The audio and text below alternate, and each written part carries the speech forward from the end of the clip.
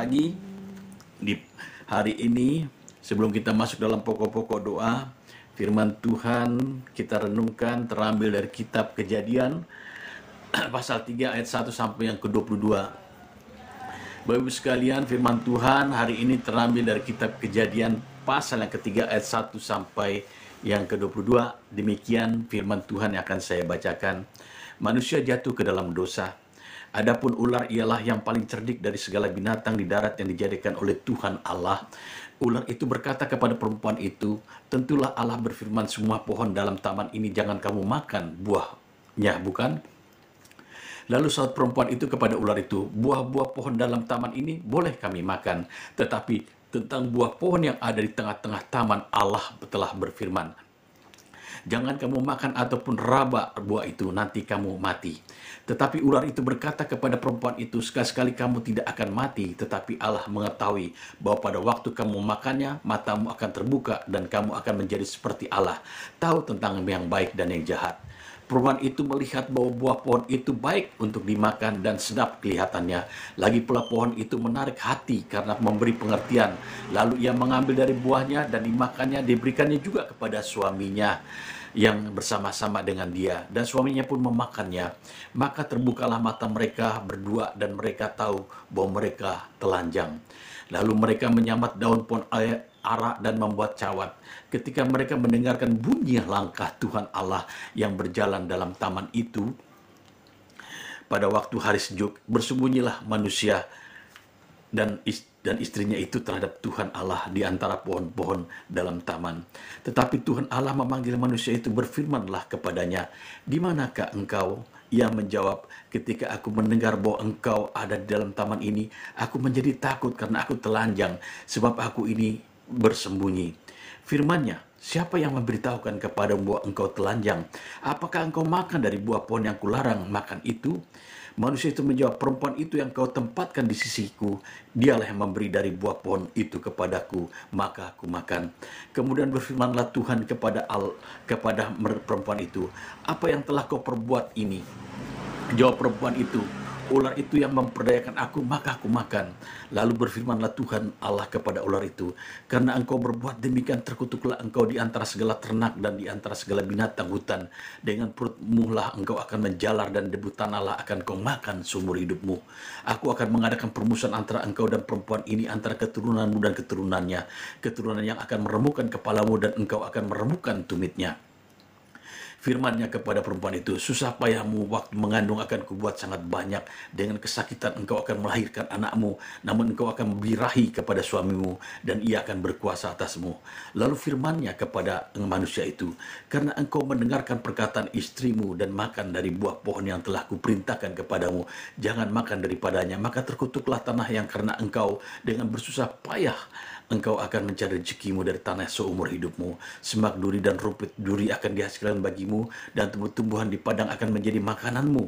Dengan berpuluh engkau akan mencari makananmu, sampai engkau kembali lagi menjadi tanah. Karena dari situlah engkau diambil, sebab engkau adalah debu, dan engkau akan kembali menjadi debu.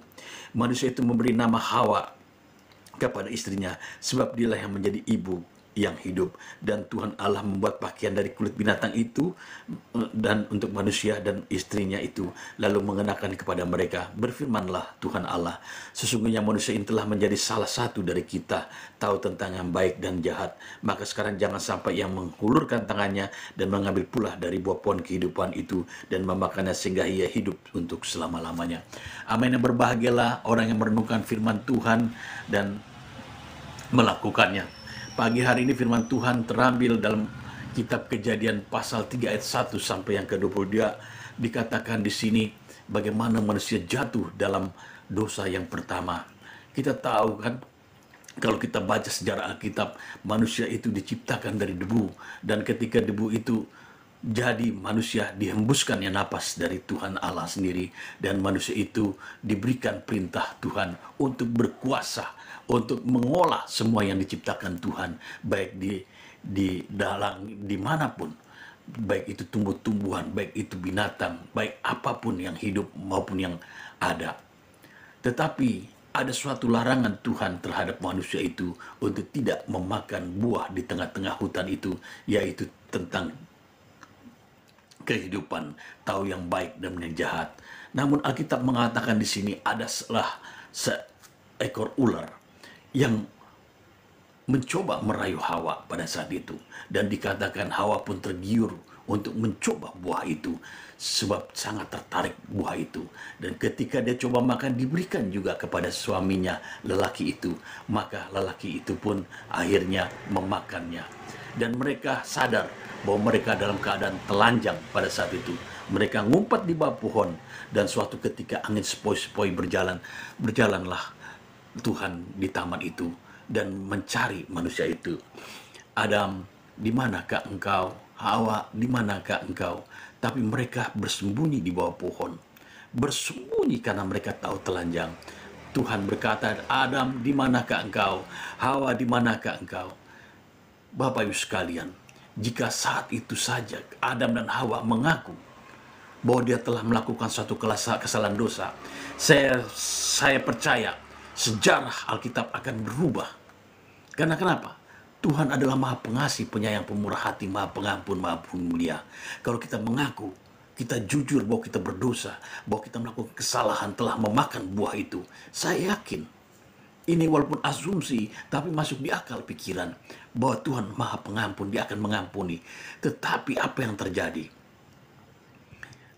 Adam berkata, aku telanjang Tuhan. Lalu Tuhan berkata lagi, siapa yang memberitahu kau telanjang? Apakah kau telah memakan buah pengetahuan itu yang ku larang supaya engkau tidak memakannya? Manusia itu mengakui bukan dirinya sendiri, berkata jujur, Tuhan, aku bersalah, aku telah berdosa, aku bersalah kepadamu Tuhan. Tapi tidak, dia salahkan istrinya. Inilah wanita yang telah memberi aku buah itu.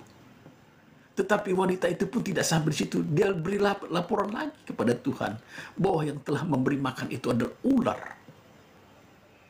Itulah sifat manusia, selalu muncul keinginan membela dirinya di hadapan Tuhan. Seharusnya di hadapan Tuhan kita tidak perlu membela diri kita, karena Tuhan tahu isi hati kita. Tuhan tahu akal pikiran kita. Kita melakukan satu kesalahan dosa, ketika kita melakukan satu hal yang tidak baik di mata Tuhan, hati kita akan juga bergejolak dan berkata, kita salah. Disitulah kita harus berbalik kepada Tuhan. Tidak perlu bersalahkan. Ini hanya karena uang, aku banyak uang, akhirnya aku jatuh lagi ke ini. Aku hanya ingin kesenang-senangan, jatuh ke sini ini. Oh, ini aku karena emosi, nekat. No. Inilah yang dikatakan di pertama, sifat perilaku manusia jatuh dalam dosa. Disalahkannya ular. Disalahkannya istrinya. Tidak mengaku di depan Tuhan. Padahal kesalahan itu setiap hari suka kita lakukan, suka kita alami. Kadang-kadang kita kembali. Dan Tuhan Yesus sampai keras mengatakan, kadang-kadang manusia itu kembali kepada kumbangannya. Back to basic, kepada kesalahannya. Sebab apa? Sebab belum terkikis hatinya, belum terkikis dengan bersih. Masih ada kotoran, masih ada penggoda, masih ada hasrat, masih ada keinginan nafsu. Inilah yang membuat jatuh manusia itu. Bapak Ibu sekalian, banyak kisah Petrus kurang apa? Dia dekat dengan Tuhan Yesus. Dia seorang muridnya, dia seorang rasul yang Tuhan berkenan kepada dia. Tetapi apa yang terjadi? Kita tahu Petrus menyangkal 3 kali Tuhan Yesus. Sampai 3 kali itu barulah ayam berkokok sesuai dengan apa yang Tuhan Yesus katakan kepada dia.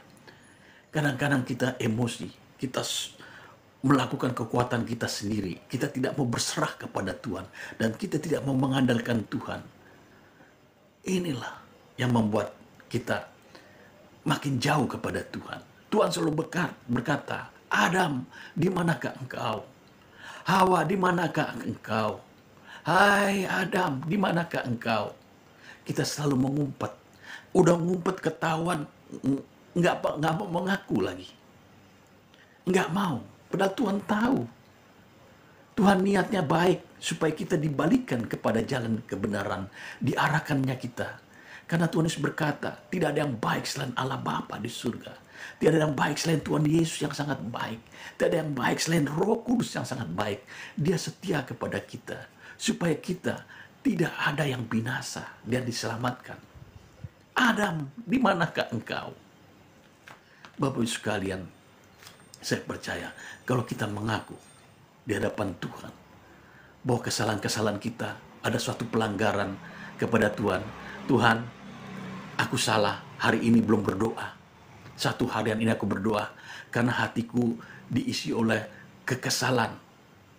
Tuhan, aku mau datang kepadamu minta pengampunan dosa. Itu yang terbaik. Itu yang terbaik. Seorang hamba Tuhan bercerita suatu kesaksian sangat luar biasa. Ada seorang keluarga konseling kepada dia. Suaminya bawa istrinya stres, depresi berat. Depresi berat, Bapak Ibu sekalian. Dia minum obat, anaknya sudah 4, meminum obat sangat keras sekali dan tidak bisa disembuhkan. Akhirnya hamba Tuhan ini minta ditemani asistennya dan mau mendoakan konseling dulu terhadap istrinya ini. Suaminya diminta keluar dari ruangannya dan akhirnya istrinya ini masuk ke dalam ruangan yang sangat depresi. Rambutnya acak-acakan, nggak pernah mandi, hanya bisa dengan obat. Lalu pelan-pelan hamba Tuhan ini berdoa dan bicara kepada istrinya. Mengapa engkau sampai begini keadaanmu? Parah. Rambutmu acak-acakan, kau depresi berat. Suamimu baik, anakmu ada 4. Lalu dia cerita dengan pelan-pelan bahwa dia mempunyai dosa yang tidak terampuni. Pendapat dia berkata, aku punya dosa yang tidak terampuni hambanya. Terus seorang hamba Tuhan ini berkata, coba 2 orang kita berkumpul, Tuhan hadir tengah-tengah kita, coba bicarakan apa yang sebenarnya terjadi. Aku telah mengambil, suamiku adalah suami kakakku. Aku telah mencuri, suamiku adalah suami kakakku. Bayangkanlah, Bapak Ibu sekalian, itulah yang kuanggap aku tidak terampuni lagi akan dosa-dosaku. Dan sampai aku keadaannya begini.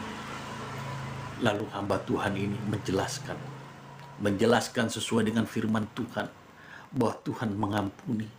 Dosa kamu merah seperti kemeja akan putih seperti salju. Dosamu kotor seperti kain kusuma akan putih 10 domba. Dan diuraikan semua ayat-ayat firman Tuhan, bahwa dia telah diampuni. Dia ditebus dengan darah yang kudus. Karena wanita ini berkata, aku tidak mungkin lagi diampuni karena aku telah merebut suami dari kakakku. Akhirnya hamba Tuhan ini kasih ilustrasi kepada dia. Engkau punya batu yang besarkah? Ya. Kalau kau lempar ke laut, apakah dia melampung? Tenggelam hambanya. Sekarang kalau kau punya kerikil, ya, kau lempar ke laut, tenggelamkah? Dia tenggelam. Maka itulah kasih Tuhan. Dosamu yang besar, batu yang besar, batu yang kecil, dia akan tenggelam oleh darah Kristus. Sebab 2000 tahun yang lalu di atas Kalpari, dosamu diampuni. Kalau engkau mengaku dosa, dosamu diampuni. Dan dia berikan engkau pengampunan dengan belas kasihan yang sangat luar biasa. Akhirnya, dia dapat urapan kuasa Tuhan. Dia disembuhkan saat itu juga. Dia normal, dia masuk kamar mandi, dia rambut lihat acak-acakan, dia sisir lagi, dia rapiin lagi. Akhirnya dia minta asistennya itu, yang wanita itu, untuk kasih minyak wangi segala macam. Dia berdandan lagi, muka yang ceria. Akhirnya hamba Tuhan dipanggil suaminya itu. Dan ketika suaminya datang, dia kaget istrinya sudah berdandan, sudah rapi lagi. Dan mereka didoakan oleh hamba Tuhan ini. Itulah yang dikatakan, Adam, di manakah engkau? Hawa, di manakah engkau? Saat engkau berdosa, engkau jangan gusar. Saat engkau mengalami satu kesalahan di hadapan dia, engkau jangan merasa engkau dirimu yang benar. Percayalah kepada Tuhan, karena dia belas kasihan. Tadi saya uraikan bagaimana seorang wanita ini diuraikan oleh hamba Tuhan, Batu yang besar tetap nyemplung ke laut. Batu yang kecil kerikil pun nyemplung ke laut. Itulah kehendak Tuhan. Dosamu dilupakan di tubir-tubir laut. Dihapuskannya pelanggaran kita. Bapak Ibu sekalian, jangan kita berlari di saat dikatakan dalam hati kita, Adam, di manakah engkau? Hawa, di manakah engkau? Supaya kebaikanlah datang kepada kita, supaya kasih setia Tuhan mengalir kehidupan kita. Bapak, Ibu sekalian, pada pagi hari ini, marilah kita percaya Dia penuh belas kasihan, rahmatnya baru setiap hari. Saya mendapat suatu hal yang sangat indah kalau orang berbalik kepada Tuhan Yesus. Ketika dia baru bertobat menerima Yesus Kristus Tuhan sebagai juru selamat, saya sangat berbahagia karena firman Tuhan berkata, ketika engkau berbalik kepada Tuhan, menerima Yesus sebagai Tuhan, percayalah, di saat itu Tuhan berkomitmen kepada engkau, kau akan dipeliharanya, kau akan dijagainya. Bahkan surga ada pesta pora. Dan Tuhan juga memberikan ilustrasi, berapa banyak ilustrasi. Ada seorang perempuan yang kehilangan 1 dirham dari 10 dirham. Ketika dicarinya dirham yang hilang itu, dan saat ketemunya, dia bangga dan bahagia, diundangnya tetangga-tetangga untuk mengadakan kebahagiaannya atas dirham yang itu. Maksud Tuhan dikatakan betapa pesta besar di surga kalau engkau berbalik kepada Tuhan, menerima Yesus Kristus sebagai Tuhan. Begitu juga Tuhan juga berkata, ada 10 domba, tapi 1 yang lari. Tetapi hak gembala itu mencari domba itu. Ketika saat ditemukan domba itu, diangkat, dipanggulnya di atas kepala, dan dia bersuka cita bernyanyi. Dan percayalah, malaikat Tuhan di surga dan orang-orang yang di surga pun bersorak-sorai atas pertobatan, pemohon pengampunan, menerima Yesus sebagai Tuhan. Di hari ini saya hendak sekali berdoa Bapak Ibu sekalian untuk mereka yang menerima Yesus Kristus Tuhan sebagai juru selamat. Karena banyak sekali permohonan mau mengenal Yesus Tuhan sebagai juru selamat. Bukakanlah hatimu kepada Tuhan Yesus Kristus. Percayalah, supaya Tuhan datang kepadamu dengan segenap hatimu, kau mencari Dia, engkau akan menemukan Dia. Tidak akan pernah sia-sia engkau kalau engkau percaya pada Yesus Kristus Tuhan. Di pagi hari ini sebelum doa, saya banyak sekali mendapat konseling. Mereka menerima Yesus sebagai Tuhan dan Juru Selamat. Putuskanlah di pagi hari ini. Sebab dosamu apapun juga kesalahanmu, Tuhan tidak akan melihat lagi.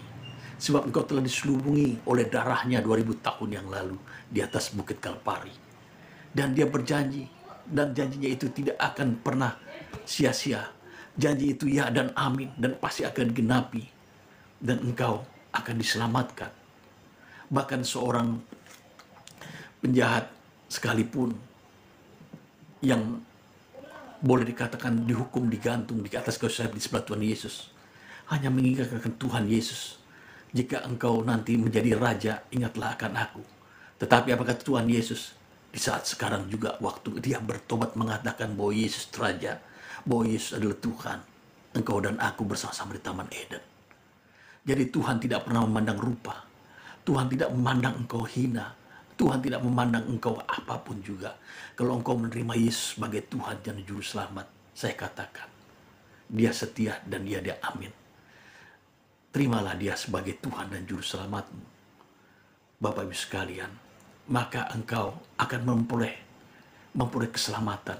Inilah yang ditawarkan kepada Tuhan, kepada umat manusia. Bahwa hidup itu hanya sementara.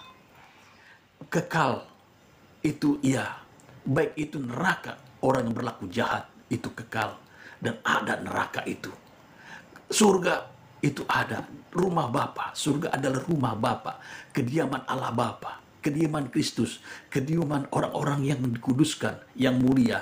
Dan tidak ada kenajisan lagi di situ. Tidak ada lagi hawa nafsu di situ. Karena apa? Pencipta yang dicipta hadir di tengah-tengah itu. putuskanlah pada hari ini. Kalau engkau menerima Yesus Kristus Tuhan sebagai juru selamat, putuskanlah. Dan Tuhan akan setia, akan menolong engkau, akan membawa engkau kepada jalan kebenaran, kepada jalan kebaikan Dia. Dan renungkanlah firman Tuhan. Datanglah kepada gereja-gereja yang terdekat, yang kalau engkau ada di provinsi lain, di daerah lain, untuk datang kepada Tuhan, datanglah. Banyak hamba-hamba Tuhan di setiap provinsi untuk menjamah engkau. Bapak Ibu sekalian, pada pagi hari ini untuk kita renungkan dalam kitab Kejadian 3 ayat 1 sampai 22 dikatakan, ketika saat manusia berdosa, Tuhan tidak menghukumnya, tapi Tuhan berkata, Adam, di manakah engkau? Hawa, di manakah engkau? Jangan kita menghindari kalau ketika Tuhan berkata kepada kita, di manakah kita? Pada saat kita melakukan satu kesalahan depan Tuhan, atau melakukan yang mengecewakan Tuhan, di manakah kita? Atau kita menyakiti teman kita, saudara kita, sebab kita harus mengasihi mereka. Di manakah kita? Katakanlah, Tuhan, inilah aku. Ampunilah segala dosa dan pelanggaranku. Ampunilah segala kesalahanku. Ketika Tuhan mengampuni, berkat itu datang. Kalau engkau sakit, engkau disembuhkan. Sakit apapun juga. Itulah iman. Tuhan melihat iman daripadamu. Alkitab mengatakan, Tuhan hanya melihat iman. Ketika engkau berbelas kasihan kepada Tuhan, dan engkau polos, engkau mengaku, dan banyak umumnya pada umumnya sakit itu karena dosa. Tuhan selalu, kita dengar bagaimana ceritanya, seorang yang kanker, yang sakit apapun juga, Tuhan berkata, dosamu telah diampuni, maka sembuhlah dia dari segala penyakitnya. Itulah yang membuat masalah kita. Di manakah kita ketika Tuhan tanya, Adam, di manakah engkau? Hawa, di manakah engkau? Percayalah, Tuhan itu setia. Ketika engkau diampuni, penyakitmu akan disembuhkan. Persoalan, pergumulan, beban masalah kepicikan, beban masalah rumah tanggamu, beban jodoh, beban pergumulan lain, Dia akan bukakan jalan kelepasan, kelegaan. Karena Tuhan memberikan rahmat kita selalu baru setiap pagi. Kasih setianya baru. Yang lalu biarlah yang berlalu, sekarang kita nikmati yang baru. Asal kita datang kepada Tuhan. Dan yang saya mohon kepada ibu sekalian yang menerima Yesus pada pagi hari ini, menerima Dia sebagai Tuhan dan Juru Selamat, tanamkanlah di hatimu dan katakanlah, Yesus, aku menerima Engkau sebagai Tuhan dan Juru Selamat. Katakanlah terus, Yesus, ampuni segala dosaku, aku menerima Engkau sebagai Tuhan dan Juru Selamat.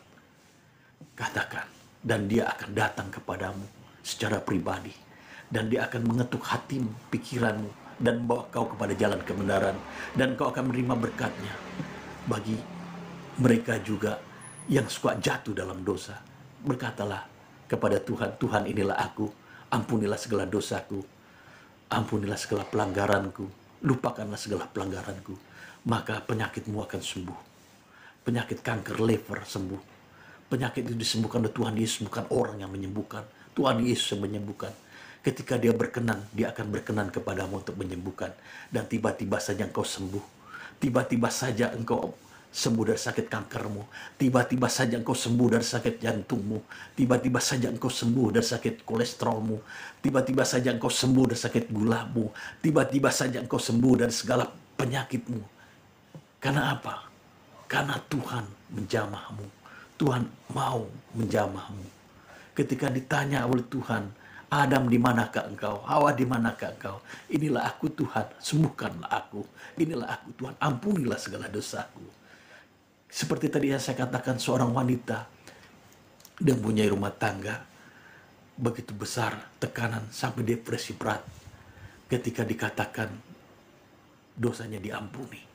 Sedangkan dia punya pikiran dia tidak bisa diampuni lagi karena merebut suami dari kakaknya. Tapi Tuhan tidak memandang rupa. Dia tidak pernah memandang hina kita. Dia datang, dipulihkan rumah tangga. Bapak sekalian, pagi hari ini, percayalah, 2-3 orang hadir, Dia ada tengah-tengah kita.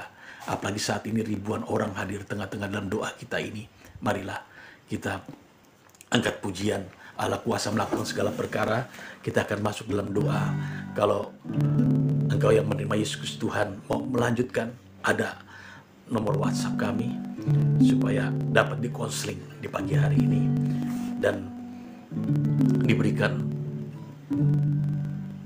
firman Tuhan supaya menjadi kekuatan bagi Bapak Ibu sekalian. Allah kuasa melakukan segala perkara. Allah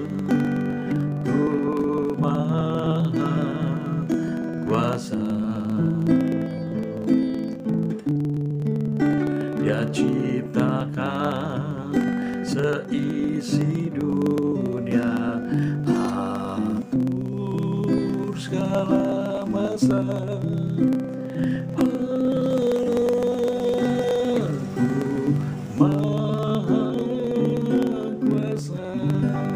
Bapa dalam surga, di pagi hari ini kami bersyukur untuk firman-Mu Tuhan yang terambil di kitab Kejadian pasal 3 ayat 1 sampai 22 yang menyatakan bahwa kami harus kembali kepada Tuhan ketika Tuhan menyentuh hati kami, memanggil kami melakukan suatu kesalahan, kami harus berbalik.